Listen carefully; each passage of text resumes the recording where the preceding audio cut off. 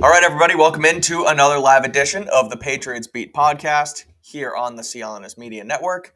I am Mike Kadlick, and I am joined, as always, by 98.5 The Sports Hub's Alex Barth. We are here for Mock Draft 3.0. It's officially full mock draft season here on Patriots Beat. We're going to have one of these every Thursday up until the draft. So make sure to tune in, subscribe, stick around. Whatever you got to do to make sure that you're here for our Thursday mock draft moving forward. This is going to be the day for it. So we're going to get right after it. But first, I want to talk about our new presenting sponsor at FanDuel. You can help us out. You can help yourself out by going to FanDuel.com/Boston. You'll get $200 in bonus bets when you deposit $10 and then place your first $5 wager. So again, that's FanDuel.com/Boston. You can see it right under us. They are our new sponsor, and it's legal in Mass, so get after it and start betting, and you can do it at FanDuel.com/Boston to get in on the action with us. Before we get into our mock draft, Alex, there was some Patriots news from today, a couple of stories that we want to touch on before we get into the mock draft, and the first one being that Joe Judge. So it's Joe Judge news, and it's from MMQB, Sports Illustrated's Albert Breer. He said and reported today that jobs are starting to shake out on New England staff, and Judge will be in an assistant head coach role with the Pats. He'll have some personnel elements, something sort of like Patricia's old job here prior to last season, and that he'll also work closely with special teams. This kind of blew up on Twitter. I didn't really think of it as a huge deal. I think that assistant head coach, assistant to the head coach, however you want to characterize it, I think it's ultimately a good thing, and it's a better move than what they did with him last season because they get him involved in special teams again. And that's kind of my take on it. I don't think there's too much to look into with assistant head coach and him versus Mayo and all that. I think those guys are in fine spots. But what's your take on it? Yeah, so first of all, I don't think he's getting the assistant head coach title. The report was worded kind of weird. It's more like assistant to the head coach, right? Yeah, shout out the office. Yeah. So I don't think this is him jumping Mayo or anything. The way I read this, then the report followed up talking about special teams. Look, Cam Accord's still here. He's not going anywhere, and I've said this before, I do think there are some things Cam Accord brings to the table. I think he's, first of all, very knowledgeable about special teams. I think he's a great teacher, which is important. He's very passionate. He has all the things you want in a coach. I think what the issue is that between coaching it and actually coordinating it, which are two different things, coming up with the schemes, implementing them, there's a disconnect. Right. Now, I had kind of given this spiel as to why I said, maybe that's why Cam Accord sticks around. And a lot of people said, well, then make him assistant special teams coordinator, make him a coach, and bring somebody else in to coordinate. To which I would reply, well, you can't necessarily just demote somebody like that. It's not how it works. As much sense as that would make. Right. Well, maybe this is how they're getting around it. They didn't demote Cam Accord. They are essentially putting their Joe Judge ahead of him. If anybody got jumped here, it's Cam Accord, where now Accord can just focus on the actual coaching elements of it, and Judge is going to be able to oversee all the technical elements. That's how I read this. Maybe there's some special project stuff involved, which is kind of, when they have players work out, right? Bill's not necessarily the one when we report on like a Tuesday in November, they had 5 players in a workout. Yeah. Bill's not necessarily there. He sends somebody to watch that. That could be a special project kind of thing. It could be so many different things.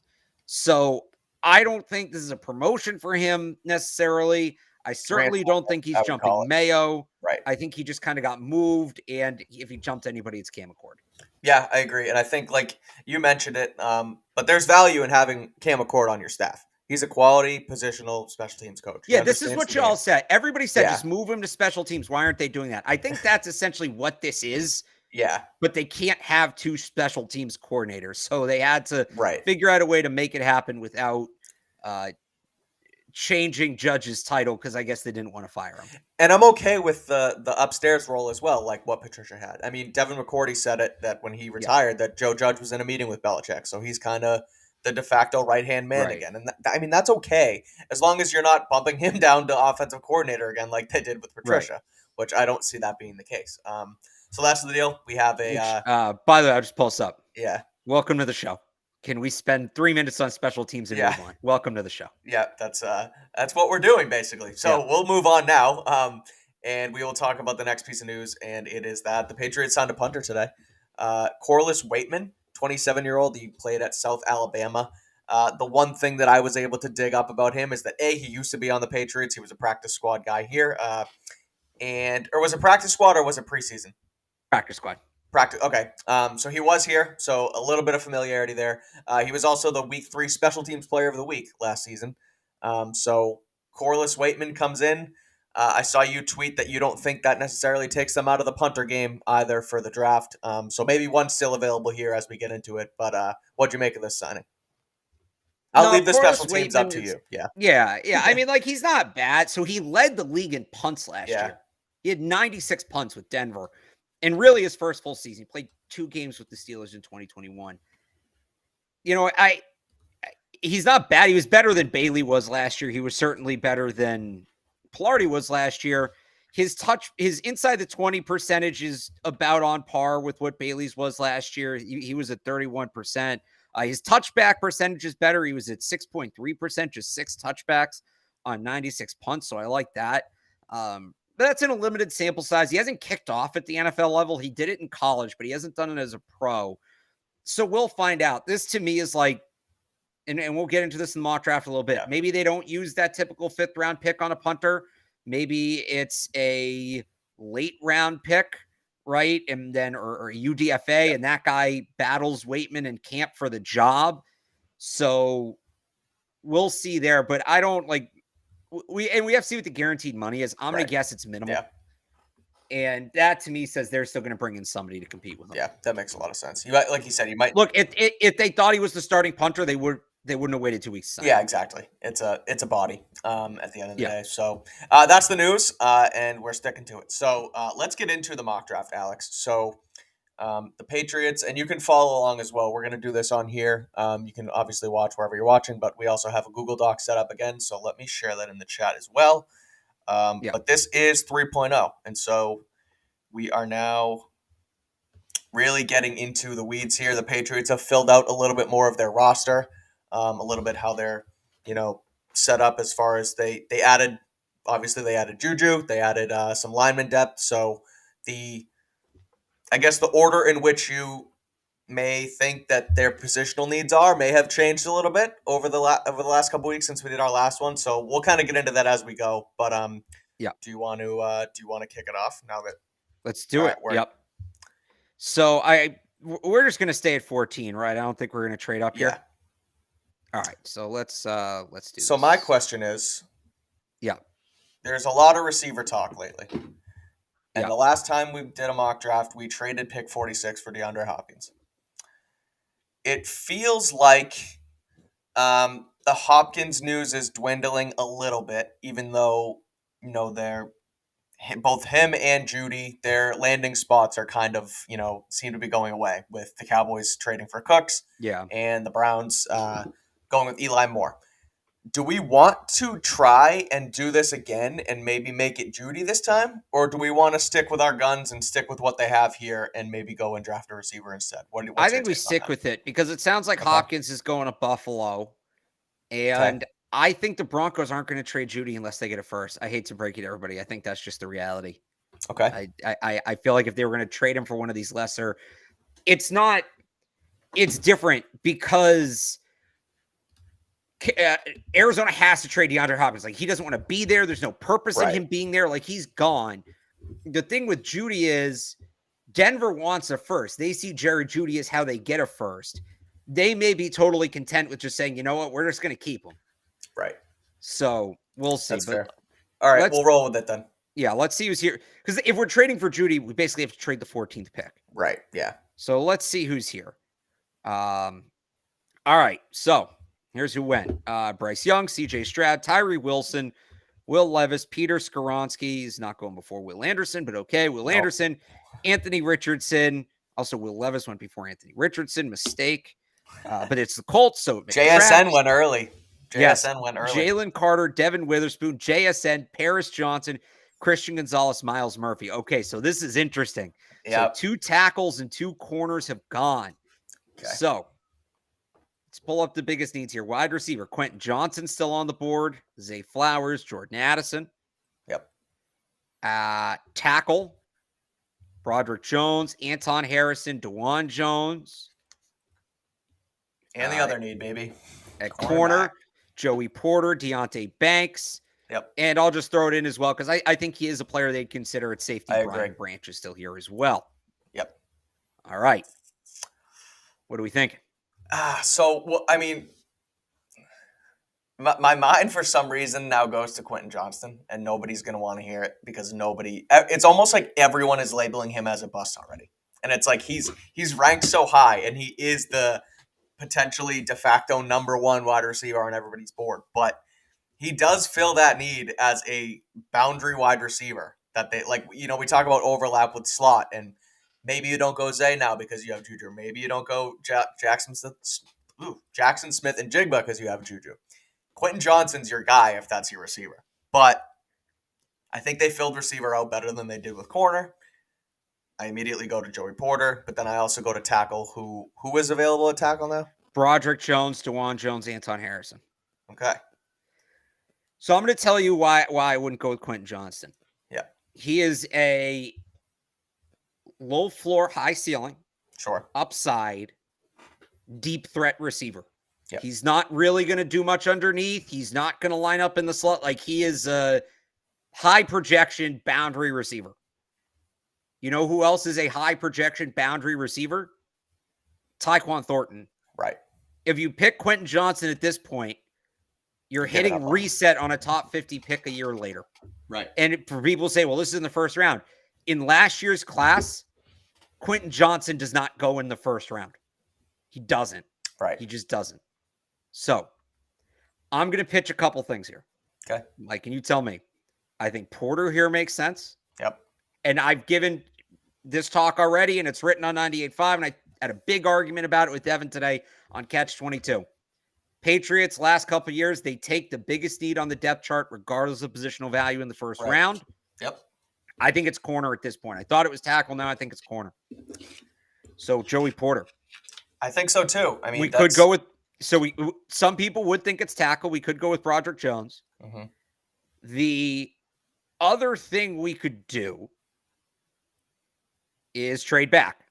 And we have the Saints, Chiefs, Bears, and Brent. Well, we're not going to trade back to 53 or 74. Right. So we have the Saints calling us at 29, and we have the Chiefs calling us at 31.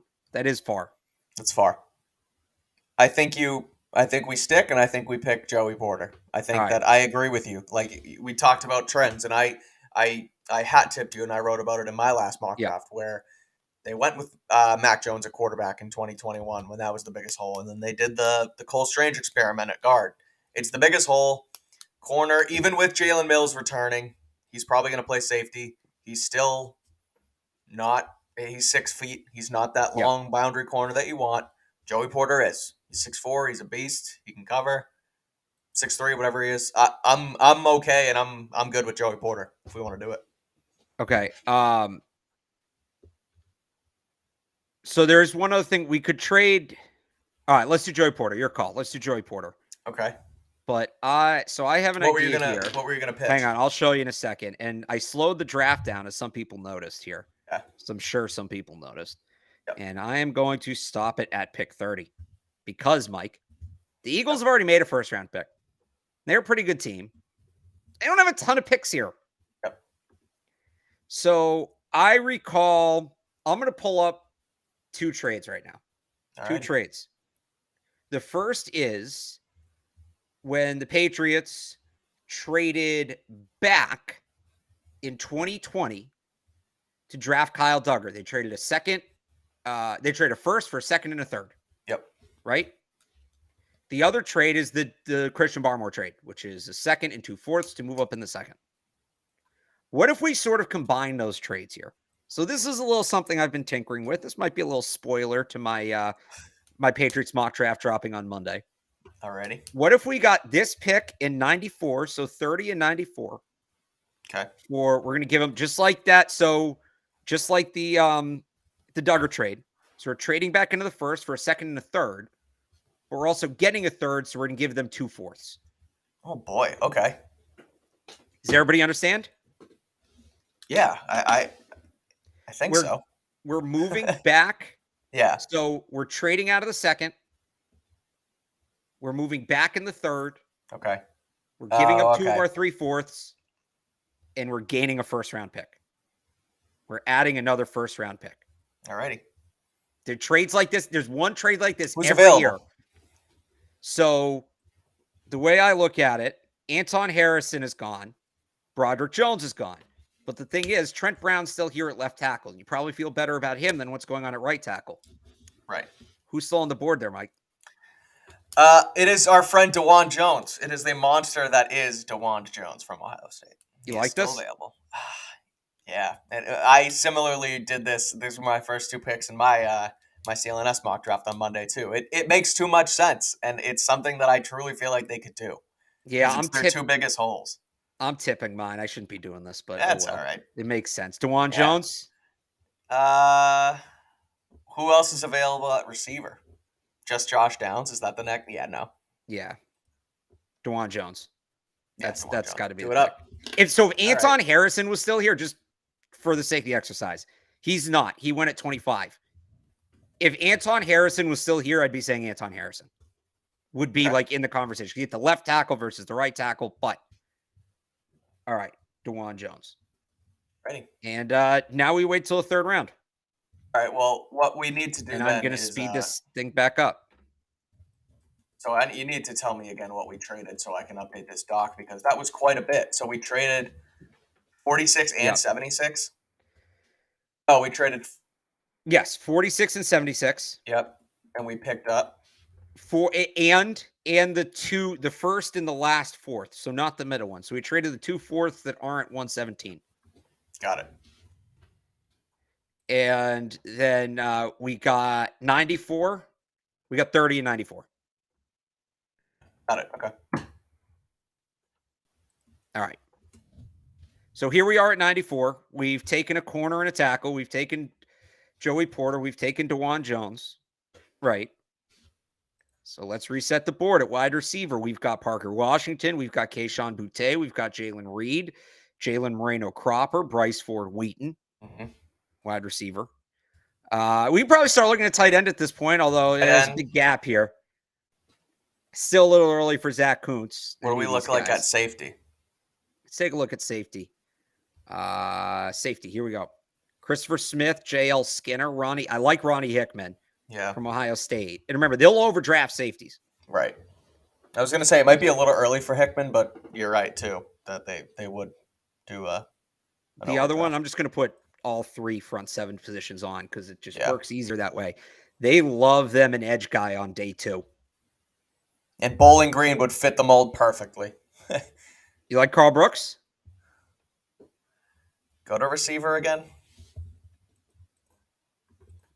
So we got Parker Washington, who's a slot. I don't think Kayshon Boutte is going to be on their board at this point. I know I was high on him before. Based on the combine and the measurements and all of that, I don't think he's on the board. Jaden Reed is more of a boundary guy, had a very good Senior Bowl. Yeah, he did. And I think they probably are looking for more of a boundary guy at this point. We could overdraft Bryce Ford-Wheaton. I obviously am not opposed to that. That's the guys here. It's Parker Washington, Jaden Reed, Bryce Ford-Wheaton. If we want a slot, a boundary guy, or a project boundary guy. It still feels a little high for Bryce Ford-Wheaton, don't you think? Yeah. Yeah. So I like the edge. Okay. Well, what are your thoughts on Carl Brooks? Talk to me about Carl Brooks. Maybe more of a Jomo, too. So Jomo's more of a tackle. Yeah, no, I know, but I'm just thinking that's... So Jomo's interesting here. They don't invest on day 2 at that position as much. He's a very good player. But, I mean, I look at a guy like KJ Henry, who's still here. Yasir Abdullah. I know a lot of people like Ivan Pace. Zach Harrison's interesting. Now, Zach Harrison is a massive human. We'd be going back-to-back Ohio State. That's okay. But, so this is interesting. And everybody's going to come in the comments and say, well, you never draft Ohio State guys because you say they never draft Ohio State guys, which is true. But the new director of college scouting, his first year on the job, a guy named Cameron Williams. Yep. Cameron Williams actually played college football as a linebacker at Ohio State. Yeah. Does he help out some Buckeyes? We're like you said, we're supposed to be the Patriots. We're not supposed to be doing what we want to do. And I mean, it's a little bit of both, of course. That's kind of so this is a tricky one because the Patriots don't draft Ohio State guys. But like you said, there could be an angle there. There's as well. This connection now. They sent 5 evaluators to the pro day, which is a lot. I think I like that. I think he has a massive wingspan. I'm surprised he hasn't moved up boards even more after the way he measured at the combine. Yeah. If they're gonna go DeJuan Jones, they might as well dip again. They did it. Didn't they do it a few years ago when they went Roddy Perkins and? At Oklahoma, Stevenson? But it's Ohio State. It's such a not them program, which is why. Yeah, but it's still again, it's double dipping. That Cameron Williams connection, you never know. All right, so Zach Harrison. Yeah, I like Zach Harrison. Okay. You want to tell the people a little bit about Zach Harrison then? Yeah, Zach Harrison, 6'6", 275. I'm reading his combine numbers too. He measured in with a 36.25 inch arm and 85 inch wingspan. He's massive. Just a monster of a player that you can kind of mold into your own, I feel like. Again, I just think at this point, you got to kind of take... I sometimes hate, leaning into and looking into combine measurements too much, but Zach Harrison's a monster. He's just a monster of a player. It's almost like a can't miss human at this point. So let's roll with it. All right, Zach Harrison, and that's it for day. So let's reset here. Yes. After day 2, you want to pull up the Google Doc? Yep. Somebody asking about by the way, we do that Adebaware in the chat there from Northwestern. Love him as a player. When we trade out a second round, we gave up a chance to pick him. He's going to go in the second round. Similar player to Harrison. I do like him better, but we didn't have that second round pick because, as you can see here, we took Joey Porter to start. And I figured out why these shows are quicker than they were with Evan, Mike. Because after we made the pick, Evan would do a 5-minute diatribe on the player. And look, we probably should give you guys background on the player. We don't need to do that long. But Joey Porter, big physical corner, long arms, highly competitive, high motor, great tackler at the position, which they like. DeJuan Jones, 6'8", 375, great. His name's coming up on this 5 times now because we traded a freaking haul for him. Great movement for his size. Like you can't run through him, but it's also very hard to run around him. I think he's probably a guy who's going to be a right tackle in this league for 10 years. Reminds me of like early Trent Brown. Maybe like if Trent Williams was a right tackle. And obviously there's inherently more value at left tackle. So we had to trade up to get DeJuan Jones. As you can see. So then at 94, we took Zach Harrison, strengthened the edge. We've got Josh Uche's in a contract here. Anthony Jennings in a contract here. Right. He's probably more early on, an early down player, but he certainly is the upside to develop into a pass rusher. Like you said, Mike, the length, 36-inch arms. This is why we're so hot when we talk about the tackles at the combine. Oh, well, his arms are less than 33 inches because of that defensive end gets inside you with 36-inch arms. He's going to be able to do whatever he wants, throw you to the side. Right. So, and by the way, I would not say we gave up the farm for DeJuan Jones. We essentially lost one top 100 pick. Yeah, it looks like it when you trade 4 picks, but you get back 2, and you moved up, and you kind of moved up twice if you think about it. That's the cost to move up. Yeah, exactly. So that's where we are at right now. Again, you can follow along on that. You can see it on my Twitter. There's the Google Doc there. You can take a look at this doc as we go. So that's where we are at. Mike, Alex. You're never going to guess what happened. I didn't even notice this when we stopped the sim. Why don't you pull the draft back up for the people? Yeah, pull it up. So I see a lot of people in the chat. It's time for Zach Kuntz. Well. Oh, man. Oh, Packers thought otherwise. That's early. That's what happened. That's the NFL draft, folks. That's how it goes. I'll say this, though. With Gesicki and Henry, I don't think they're taking Kuntz that high. I think they're going to want a guy that's a little bit more of a blocker. I do. And Kuntz is definitely not a blocker. So it's the big knock on him. That's why he's not a top 100 pick. But That's why a guy like Darnell Washington, who I constantly talk about on this show, seems like a fit at 46. So. Where was he taken here in this draft? Where did he go? Where did Washington go? Let's see here. PFF has him low. They don't like him, but he went 41. 41. Which is probably about so he his didn't even floor. get to, Yeah. Yeah, like he's going. They have Musgrave going 39. He's going ahead of Musgrave. He's a better player. Than Musgrave is. Yeah, say Dalton Kincaid 28, Michael Mayer 27. So we kind of traded into the middle of a little tight end run there. Yeah. But all right, so we're back on the clock. All right. All right. So before we do this, I do want to quickly talk about FanDuel. Yeah. Because FanDuel, Massachusetts, is here. You got to listen up because the wait is finally over. America's #1 sportsbook in FanDuel is now live in Massachusetts. New customers in Mass can get in on the action with $200 in bonus bets guaranteed when you make your first $5 bet. To join, sign up at FanDuel.com/Boston. You can see it below us here. It's FanDuel.com/Boston. You can bet on all your favorite sports from the money line, point spreads, player props, and more.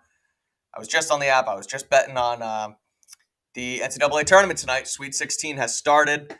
Before the tournament, I bet UCLA to win it all, so they play Gonzaga tonight. I might double up. I haven't decided yet, but I'm currently waiting on Kansas State to hopefully win me some money. I use my bonus bets for it. It's super easy. The app is awesome, so go check it out. Again, that's FanDuel.com/Boston. So go to the app. Like I said, it's safe, super easy, and secure. Don't miss out on that chance to get $200 in bonus bets, win or lose. All you got to do, like I said, is visit FanDuel.com/Boston and make every moment more on America's #1 sportsbook. 21 plus and present in Mass. First online real money wager only. $10 first deposit required. Bonus issued as non-withdrawable bonus bets that expire in 14 days. Restrictions apply. See terms at sportsbook.fanduel.com. Gambling problem? Hope is here. Gambling helpline ma.org or call 800-327-5050 for 24/7 support. So yeah, go check that out. Like I said, you got anything good on the tournament? No, I'm already. I had some. They're over. Yeah, that's all right. Well, anyway, that's that. Let's get back to our mock, Alex, because we're now at pick 117. And the Packers have jumped us for Zach Kuntz. So, tragic. Tight end, absolutely tragic. You got Davis Allen, got Cameron Latu. I think at this point we're waiting on tight end a little bit. Me too. So there's that. We could add an interior offensive lineman. Chandler Zavala, I know, is a guy people are high on. Jackson Kirkland. Mm-hmm. You had us looking at safeties earlier, though. I think that's not a bad idea. We got Ronnie Hickman. Ooh, still there. Okay. Jair Brown's a good player. Trey Dean's still here. Mm-hmm. And we should probably look at everything, right? Now, we talked about taking a defensive tackle with that last pick. We said it might be a little early. I know a lot of people like Moro Jomo from Texas. Keandre Coburn can play, too. He was at the Shrine Bowl. He's on the board. Jelani Tavai's brother is there still. Yeah, Jonah's still here. That's probably a little early for him. We could double up at corner. So this is it. Jartavius Martin's a safety. Yes. So he's still available. Yeah. I like him. That's one of those Illinois. Him and Sidney Brown are the two guys that played back there for Illinois. Both of those guys are really solid players. And we've got, if they want to double up a corner too, I do like Keitrell Clark. I think we've checked everything. Yeah. Did we check linebackers? We might as well complete this. Yeah. Oh, and Papo, Henry To'o. Papo's fast. Part of me says, yeah, they need that fast linebacker, but part of me says we've been waiting for them to draft that guy high for years and they haven't. Yeah. Right. We should look at wide receiver. All right. So Parker Washington's still here. So is Bryce Ford. Is Bryce Ford Wheaton. Now, you're adding speed. I actually don't hate. So we're operating in the universe that they don't trade for Jerry Jeudy, right? Right. I don't hate going receiver here. But I still like Martin I think I like Jartavius Martin with Devin retiring. I guess they just brought Mills back, so maybe at this point receiver is a bigger hole than safety. I don't know. What's a bigger hole right now? Wide receiver. That take really only applies to the first round. Why though? Because they've gone away from it in the second round. Yeah, but you still got to draft for need at the end of the day. Yeah, but wide receivers at this point, wide receivers in need too. Yeah, so that's what I'm saying. What's the bigger need? Is it wide receiver? I think they're similar. Just honestly, I think they're similar because you have guys that can fill the spots. You're kind of looking for a guy with upside who, maybe isn't going to play a ton in 2023, but you're looking more long-term, and we're outside of the top 100 now. So you can kind of do that. Yeah. You tell me, Martin or Ford Wheaton? You know what? I want to leave this one up to you because I went with Harrison. Let's do the chat. Joey Porter. So all right, well we can figure this out. Do we want a slot receiver in Parker Washington or a boundary receiver in Bryce Ford Wheaton? I still say boundary receiver. I say so as well. All right, so yeah, in the chat, Jartavius Martin, Bryce Ford Wheaton. First one I see 5 of. 3, 2, 1, go. Not Charlie Jones. Early for Charlie Jones. All right, 1 for Jartavius Martin. 1 for defensive tackle. 1 for Washington. Not helping. Washington. 1 against Bryce Ford Wheaton. Yep. I think boundary. So those cancel. All right, so it's still 1-1. Yep. Who do you guys want? Jartavius Martin, Bryce Ford Wheaton. All right, it's 2-1 Wheaton, 3-1 Wheaton, 3-2 Wheaton. Stop saying the 4-1 Wheaton. Can you get one more? Wheaton or Harrison. That doesn't help. You gave us both Wheaton. All right. Wheaton. Bryce Ford Wheaton's the pick. BF Dub. That's your guy. Tell us about him. Yeah, so Bryce Ford Wheaton is a very athletic, crushed the combine, ran in the 4.3s, 40-inch vertical, sub 7.3 cone at 6'4", 221.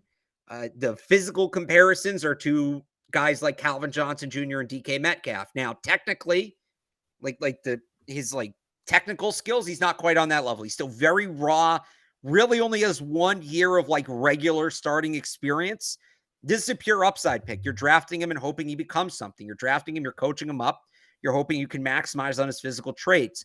He's a guy you're going to take advantage of. He's not a pure deep threat receiver. I think on the boundary, probably, even short stuff on the boundary, he's going to be like a jump ball guy, red zone threat. And he plays a ton of special teams. So the special teams aspect is massive, I think. So the other thing we could do, take Ford Wheaton. I'm going to slow this down a little bit. Oh, we haven't turned the card in yet. No. I am going to take Ford Wheaton. The chat spoke. Okay. But I want to see if something happens here. All right. So we got a guard. We got a linebacker. Okay. Jartavius. I was going to say we trade back up for Jartavius Martin, but that was too quick. Yeah. So, all right. Now we're going. Oh, did we want to trade into the 5th round or are we just going to let it ride? We have these 3 picks all right next to each other. 184, 187, 192. We could use them to move up. It is also funny I've stopped on the Texans, who are a logical trade partner with the Patriots. We can see what is it? What pick are they? 161? Yeah. So we've missed on, I'm just looking at try it. All right. 161. So I'm trying to do the math in my head here. I think this 210 is 6th or 7th. 210's a 6th. So something like this would be about right. So you're going to move up 20 spots, move back 20 spots, basically. Yeah? What's the board look like? That's the thing about the PFF you can't see. So we can scroll back. Iasovis went. You know what? Coburn went. Yeah. Hickman went. Keitrell Clark went. Still need a kicker. Do still need a kicker and a punter. But I think punter's like a weight thing now. Charlie Jones went. Rakim Jarrett. I mean, we could see who's in here at safety, though. There's positions we can take. Yeah.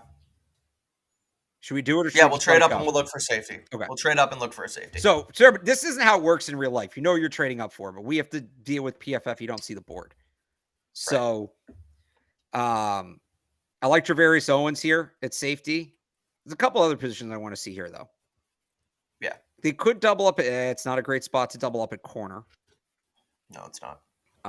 Tackle. Any linebackers here? It's early for those guys. Offensive or defensive? Offensive. Well, so I pulled up defensive. Jonah Tavai's still here. Yeah. I'm going to pull up both offensive line spots because they could use a guard too. So Jackson Kirkland here, actually. Jackson Kirkland's. One of us says tackle, one of us says guard. He's a Shrine Bowl guy. He'll give you immediate snaps at guard. Could maybe play tackle. Yeah. I don't hate that pick. I don't. We do still need a safety, but not unrealistically. Not like it would be called a reach, but it's a spot where the Patriots or honestly other teams would reach for a guy like this. Yeah. Right. I love the positional versatility, and that's the thing. If you're evaluating him as just a guard, it's a reach. But if you're picking him with the thought that, oh, he can give us some snaps at tackle in an emergency if we need him to, like in that case, yeah, if you're going to pick him a little early, you're going to pick him a little early. I think that that's totally fair. So, right. And that's kind of how these things go. So like, and this is a good way to learn about the draft, right? So some teams may think a guy, this is what happened. That's not a perfect example, but so some teams may look at this and say, Jackson Kirkland at 160. No, we had him at like 190 on our board. But those teams may see him and say he's a left guard, period. That's it. And there are some teams that are going to view him like that. There may be a team that says, well, he can play both guard spots and left tackle. So with the depth he gives, like they might value him higher, right? So this is a spot where I think Kirkland makes a lot of sense. Like he adds depth that, you're trying to fill out that depth the Patriots are from last year, because it was such a problem when you had to bring in Marcus Cannon. And, we've talked about it here before, but when we were up in the booth that day and James Ferentz was taking reps at left tackle, it's like, okay, they have nothing here. This gives you depth at two positions. So that's massive. That's a good pick. Yeah, I like it. All right, so I'm going to make that pick, and then why don't you pull up? Let's reset on the Google Doc again real quick. All right, and we can kind of figure out how we want to round this thing out here. So we got a corner in Joey Porter Jr. Traded back into the first round gave up one top 100 pick to trade back into the first round. We got DeJuan Jones.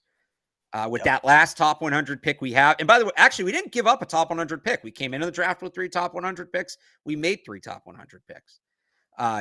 Got Zach Harrison. So we went back-to-back Ohio State, 3 in a row out of the Big Ten. We then took Bryce Ford Wheaton. We got a guy that maybe can be the X here long-term, the 4th round.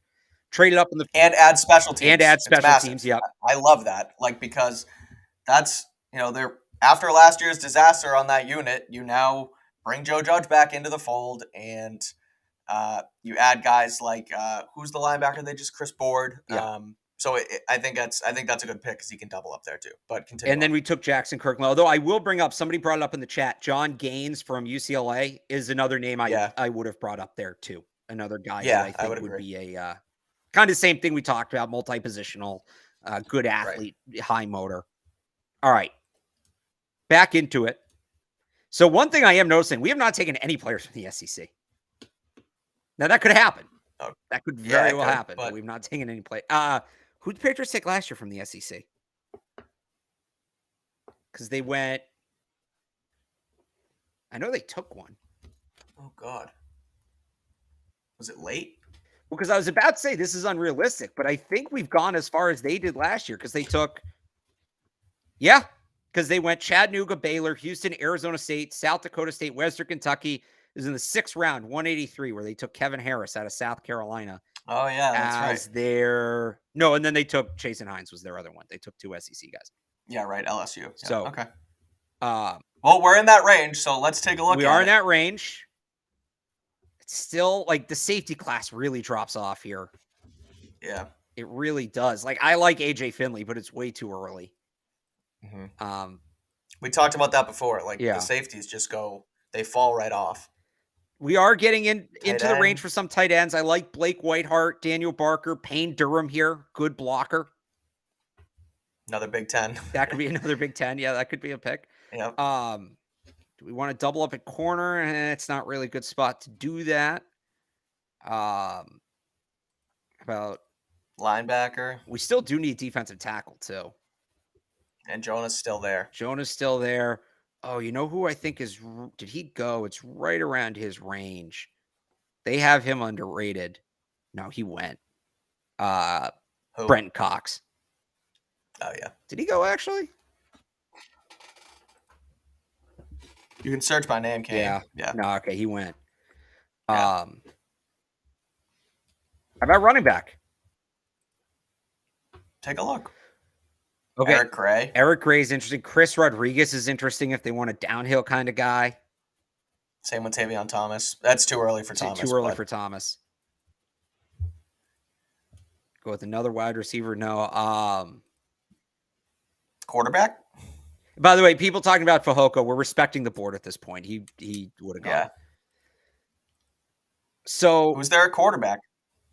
They could Stetson Bennett. No, not Stetson Bennett. SEC. Stetson Bennett. It's right there. If they draft a quarterback, I really think it's going to be Dorian Thompson-Robinson, and that's it. Yeah, so do I. And it's early for him. What is chat? I see Evan Hull in the chat, Northwestern. It's probably too early. No, it's not that early for Evan Hull. I think he's still here. At that point, though, they're going to take Eric Gray. He's still on the board.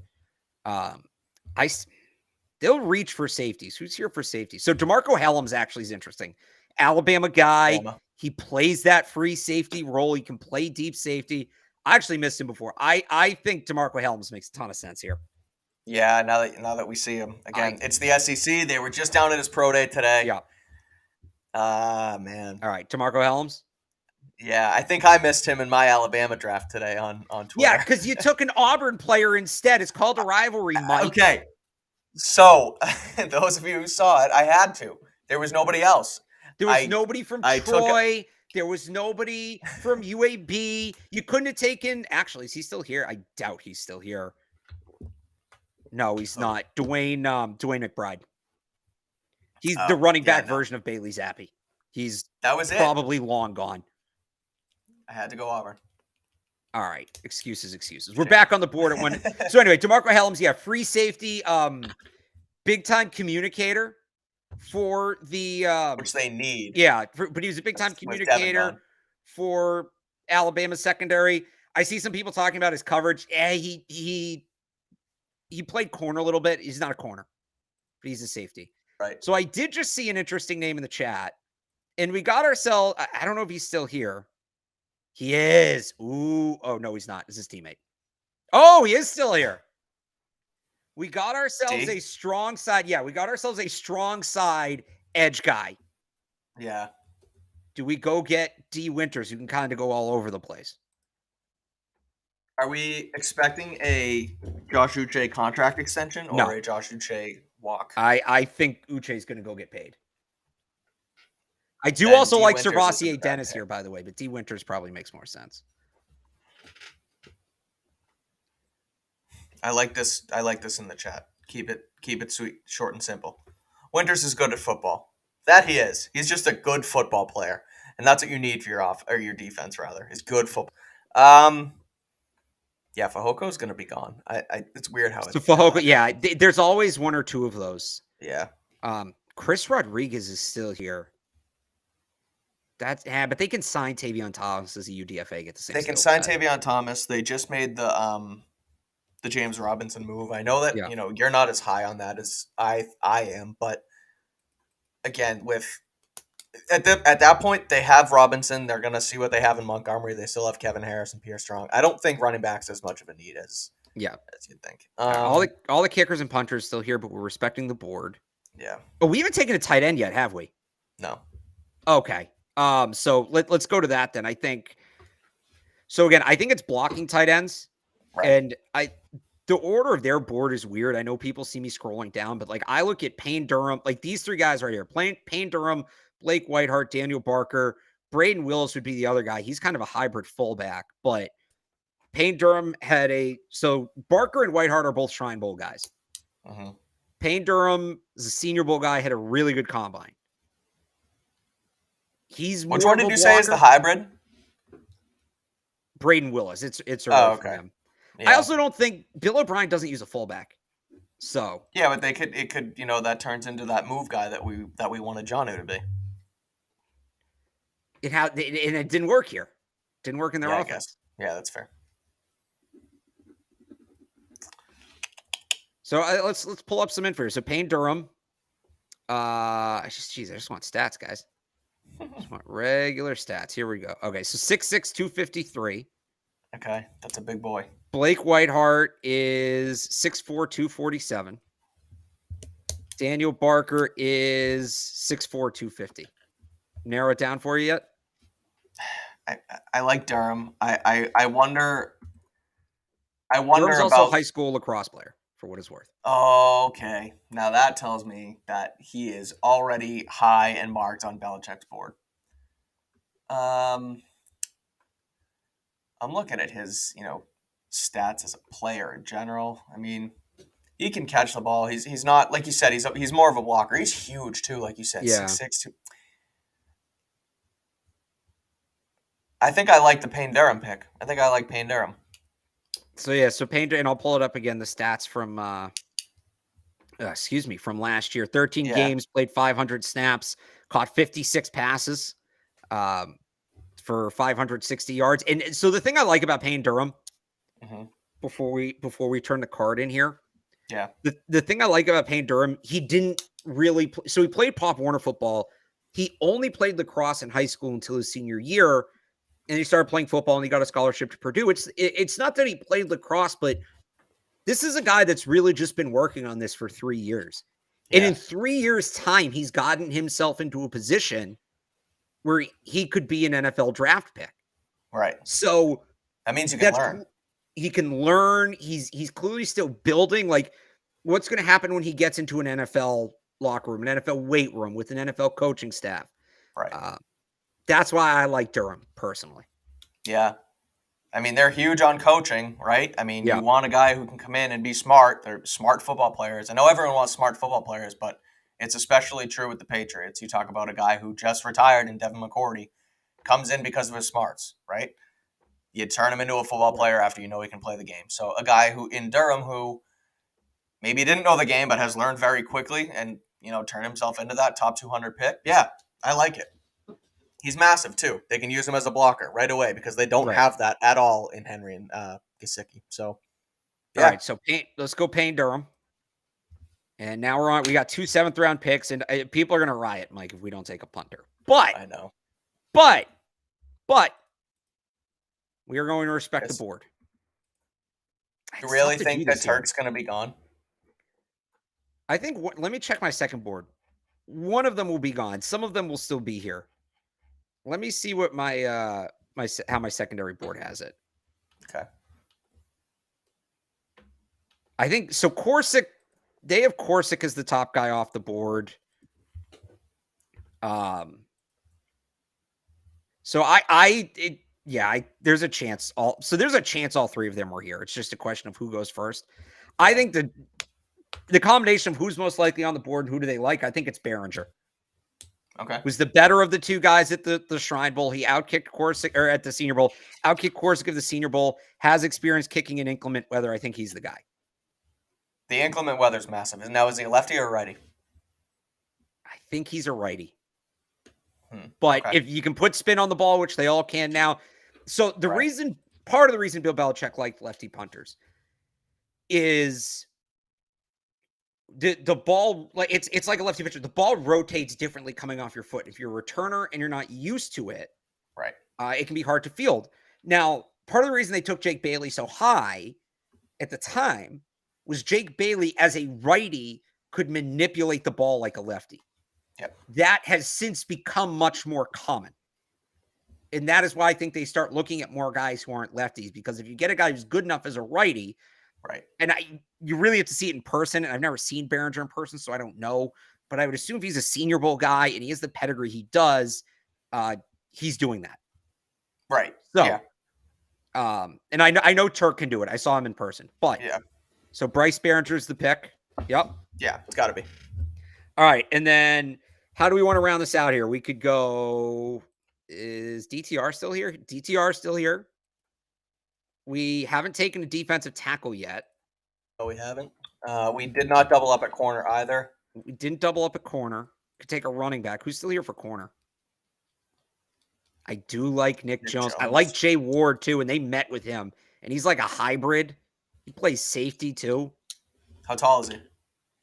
He is, I think he's like 6 foot, 6'1", 6'1", 188. Hybrid, SEC. Visit already on the docket. So would you rather go with him, or do you want to go with DTR? So the thing with quarterback is, right? It's like at the end of the day, you're going to end up probably only rostering Mack and Zappe because the reason they had Hoyer and Zappe here before was, the knowledge of the offense. Clearly, they feel that they don't need that Hoyer anymore around because they trust Zappe as an on-field backup and they trust Mack to, have a knowledge of what they want to do offensively. Plus, Bill O'Brien's back here, so they're kind of changing it up anyway. So it's going to be sort of fresh for anyone. So that's a part of the reason Hoyer's gone. He also might just be done because he had the concussion, whatever. You bring in DTR with a draft pick, there's a chance you not waste draft capital, but you spend draft capital on him and then you end up just cutting a practice squad and it might not be worth it, right? No, there's value. You honestly kind of just made the case for quarterback because there's value in having a guy like DTR on the practice squad. He's a very smart guy. He's going to give you good scout team reps. He gives you something on the scout team that you're not getting from Mac Jones or Bailey Zappi. The reason I was going that route was because I feel like Jay Ward has more value in the pick, and then you wait on someone or you bring Gilbert back to be your practice squad guy. And then go from there. But if I convince you otherwise, then I guess we could go DTR as well. What's your take on it? Because I mean, the chat seems to really want DTR, and we know they're going to add another quarterback. It's going to happen. So Carlos says DTR will be gone by then. Yeah, you know what? There's a chance Ward is too, honestly. Yeah, I guess. It's a little high it's a little late for Ward. Corey Trice, player I like. Who we got? I mean, they could go running back. They could double up a tight end. We could now go get a receiving tight end, although they're all gone. Yeah, they are. We got a linebacker. Who's there at receiver? Who is there at receiver? I mean, we already drafted an X, so a guy like Michael Jefferson's out. Demario Douglas isn't here. That's who I was looking for. Is Shedrick Jackson isn't here. That would have been an interesting one. Bo Jackson's nephew ran a 4.35 at his pro day, covers kicks. Stetson Bennett. No. I'm going to mention it every time. I feel like we did this last time. We just took Dalton Wagner with the last pick because it was easy. Right. So Devonta, you like him, right? Yeah. Tell us about him. You go back to Chattanooga again. He worked with them. He didn't end up practicing, but he worked with them at the Shrine Bowl. He was out there. He didn't play in the game either. But a guy who he's fast and has like this quick twitch ability with his hands to get off block and shed blocks really fast, which I like. I mean, obviously anybody likes that, right? But that's what popped up to me on tape. And I honestly, I think about, doing this on one side, I look at, the scouting and what these guys bring to the table. But then the other side is, what are the Patriots going to do, right? And you think about UT Chattanooga, and they went with Cole Strange last year. And sometimes they go big SEC school, but sometimes they fool you and go with Lenore Ryan or Chattanooga like last year. So I like Maxwell here too. Let's do Maxwell then. Let's go with it. All right. Add to that interior. Now you have a guy who can potentially rotate in with Christian Barmore and Lawrence Guy. And there we go. That wraps it up. So let's pull it up. We'll talk about it.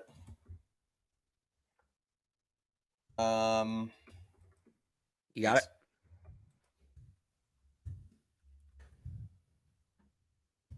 All right, folks. So first and foremost, we went with Joey Porter Jr. Adds length to that corner, which they so desperately need now. Again, we talked about it, how they brought in Jalen Mills, right? But he's probably going to play safety. He's also only 6 foot, so Porter becomes the guy there. Then we traded what looked like a haul at the time for DeJuan Jones. Massive right tackle, massive wingspan. So I still don't get how that's a haul. We netted, we end up with the same number of top 100 picks. You traded 4 picks and you got 2 back, basically. Yeah, so, those 3 picks bunched up in the 4th. Yeah. I'm not going to lose sleep over. Yeah, that's fair. DeJuan Jones becomes your franchise right tackle. Then you have Trent Brown on the other side. So then we went Zach Harrison, another massive wingspan guy from Ohio State. We went a lot of Big Ten here, Alex. We did. These were traded, but Big Ten was good this year. Yeah, it was. Bryce Ford Wheaton in the 4th round, pick 117.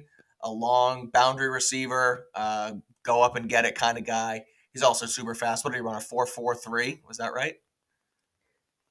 Was it faster than that? 4.36, I think. Okay, it was faster than that. So fast guy, long, goes up and get it. No, wait, 4.33 is faster than 4.36. Yeah. Wait, I said 4.43. Oh, no. It was like 4.3 something. Okay, Yeah. So we go with Ford Wheaton there, special teamer as well. They're trying to improve those special teams. Round 5, Jackson Kirkland, offensive lineman from Washington, a guy who would have been probably a top 100 guy last year. We've talked about him on the show before. Decided to go back to school. Plays both tackle and guard, so the positional versatility becomes massive. DeMarco Hellams in the 6th round to start it off. Safety, pure free safety, guy who's played some corner as well. Payne Durham becomes your blocking tight end behind Gesicki and Hunter Henry. Bryce Behringer, punter. And then we rounded out with Devontra Maxwell, the defensive tackle from Chattanooga. So overall, Alex, I like it. I think we filled holes, and that's the obviously the name of the game is in this draft is making up those spots across the board that you think you need to fill in the roster. What would you have done differently, I guess, and what are your thoughts overall? So I don't know, we maybe could have been more aggressive to get a safety, but again, I think they like what's in-house, right? And again, we're trying to do what they would do. People are going to think this is crazy. I think Ford Wheaton at 117 might be a bit much. I think we just really wanted a receiver, and he probably was the best receiver on the board there. The board really didn't fall our way at 117. No. It didn't. There were a bunch of guys who went right before. It wasn't just Zach Kuntz, who would have made a lot of sense. It probably would have made more sense to trade out of that pick. We were between him and then a safety at that point, weren't we? It was Tavius Martin from Illinois, right? Yeah. So who would not have been a bad pick, and then maybe where'd we take Hellams there in the 6th round? Yeah. Maybe we take a guy like Justin Shorter from Florida, right, or Michael Jefferson from Louisiana, or somebody like that. But somebody mentions not getting a running back. I think that's a spot they probably address as a UDFA. Yeah. But yeah, besides that, the big thing, it's tough to judge how they're going to attack the safety position because they have so much versatility in the secondary. Like, it's just as likely that they're sitting there and saying, we have Jalen Mills and John Jones who are both going to play deep and we're good, versus saying, all right, safety's our biggest need. We don't have a free safety. Like, it really could go either way. Right. The fact they brought Mills back and it was mentioned in that report that he's going to play safety leads me to believe that they have a plan there. Right. Like, they like the guys in-house. Yeah. But it tells me they're working towards that amoeba secondary, like they used to have the amoeba front 7, where guys can just play all over the place. Somebody, and I don't know what I just pulled up. No, it's this one. This one. They have all box safeties. It's true, but I think that, and Devin sort of said this, right? Mm-hmm. Somebody tweeted him, oh, well, everybody's been playing, these are all box. I said, well, because I've been back there. Right. No room to play deep safety on the team, which he's right. I mean, Mills has been a deep safety. He was a deep safety in Philly. I think Duggar can play deep safety. I think Jonathan Jones can play deep safety, and I know people don't want to hear it. He probably won't do it a ton, but I think Miles Bryant can play some deep safety. Yep. They just haven't. So the other thing is there's a difference between playing deep safety and playing single high. Right. If you go too high, you have a lot more flexibility with who you can put back there. Most teams don't play single high anymore. It's kind of a dying thing in this league just because how much teams are passing. It's so hard. Right. And it's so hard to find guys that can do it. Yeah. The Patriots drafted Dem McCourty 10 years ago. Right. And I say this all the time. There's not a lot of true deep safeties in this draft. I think you're going to see the Patriots go to more. There'll still be some single high. I mean, they're still going to be who they are at their core. But I think you're going to see them go more to too high safety. And if they do that, it makes a lot more sense for guys like Jalen Mills and Jonathan Jones to play free safety in that system. Right. Well, there you have it. A lot of Big Ten. I can't get over that. It's good. Don't get me wrong. Like you said, it's a good. How much Big Ten? Oh, yeah, that's a lot of Big Ten. Joey Porter, DeWan Jones, a lot of Big Zach Ten. Harrison. Payne Durham and Bryce Behringer, all from the Big Ten. Yeah, and then we have one SEC pick, one Pac-12, one Big 12, and one Missouri Valley. Yes. Love the Missouri Valley. All right. Well, there you have it. I'll throw this one more out there, too. I see people saying, well, Jalen Mills can't cover. Yeah. This is why they're moving him to safety. Covering at corner and covering at safety are two very different skill sets. Right. This is honestly kind of why Devin got moved back to safety, right? Jalen be out here covering 4-4 time wide receivers. He's going to be covering tight ends, which is completely different thing. Right.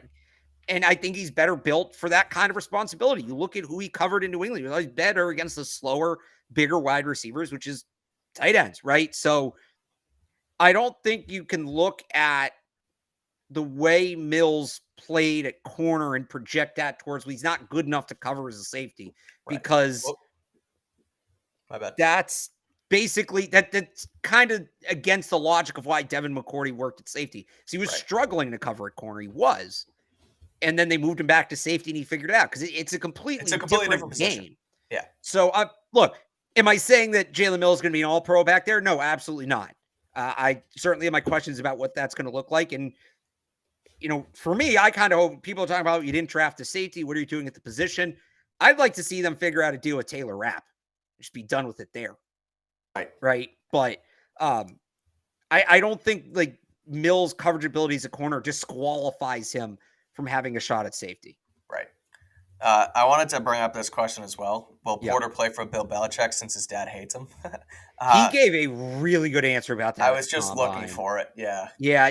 I'll paraphrase it. It was something along the lines of, my dad would be happy I'm in a place that I can succeed and it's a scheme fit for me. And they have a great history of coaching up corners and Bill Belichick's a great coach. And he gave a great answer about that. And I don't know how Joey Sr. will feel. Right. I think ultimately he'd be happy for his son at the end of the day. Yeah. But I don't worry about this too much. I know I joked about it when we were first starting off, but Joey Porter Jr. just carried himself tremendously through this whole thing, both on the field and off. So that's something they look for. That's a guy they like. So Joey Porter Jr. did say when asked about playing here, asked about Belichick, says, seems like a cool guy, kind of a cold shoulder, but that's awesome. I love that. So yeah, I'm not too worried about that. It's water under the bridge. So it's a shame because Devin Witherspoon went before we made our pick, right? Yeah. That would have been a fun conversation to have. Maybe we'll do that next time, but Porter and Witherspoon would have been a fun conversation. Yeah, I agree. Well, there you have it, folks. Mock Draft 3.0 is now in the books. We will have that posted on Twitter for you to talk about there. You can check it out there in a little while. I'll write it up for CLNSmedia.com as well, so you can look at some more analysis of our picks there. But thank you guys for tuning in. We'll be back next Tuesday. We'll do some new stuff. We'll do Q&A, and then we'll be back again next Thursday for another mock draft. We're doing them every Thursday moving forward here on Patriots Beat. So make sure to tune in. Make sure to subscribe to the channel at Patriots Press Pass on YouTube. You check us out on Twitter at Patriots CLNS, and that's where the show is as well. Follow us on Twitter at Barth, at Mike Kadlick. Read our stuff at 985 The Sports Hub and CLNSmedia.com. I do want to shout out our new sponsors at FanDuel as well. FanDuel.com/Boston is where you can get $200 in bonus bets. You just got to place a $5 bet after a $10 wager. So it's that simple. Get in on the action now that it is legal in Massachusetts to sports bet. So again, thank you guys for tuning in. We will be back early next week. And until then, thanks for watching, and we will talk to you.